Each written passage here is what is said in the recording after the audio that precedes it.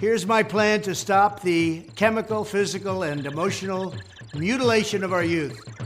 On day one, I will revoke Joe Biden's cruel policies on so-called gender-affirming care. Ridiculous. A process that includes giving kids puberty blockers, mutating their physical appearance, and ultimately performing surgery on minor children. Can you believe this? I will sign a new executive order instructing every federal agency to cease all programs that promote the concept of sex and gender transition at any age.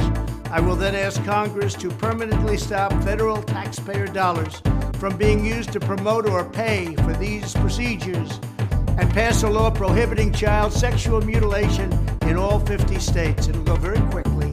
I will declare that any hospital or healthcare provider that participates in the chemical or physical mutilation of minor youth will no longer meet federal health and safety standards for Medicaid and Medicare and will be terminated from the program immediately. Furthermore, I will support the creation of a private right of action for victims to sue doctors who have unforgivably performed these procedures on minor children.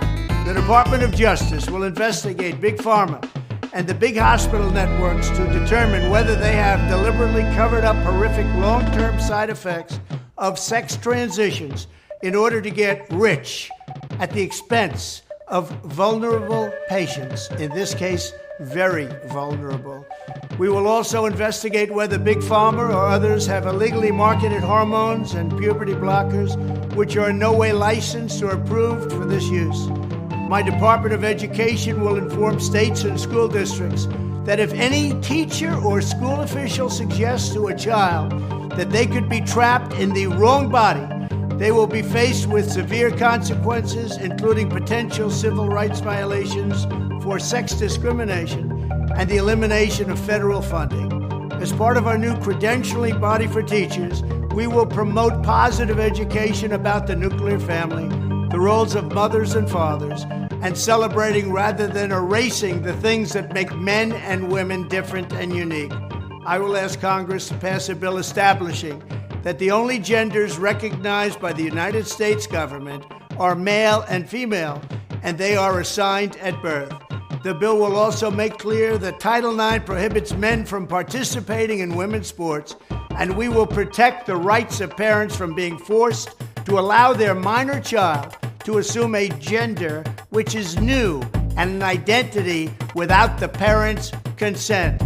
The identity will not be new, and it will not be without parental consent.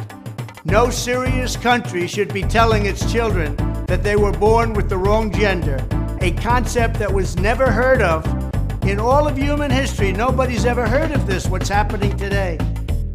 It was all when the radical left invented it just a few years ago. Under my leadership, this madness will end. Thank you very much.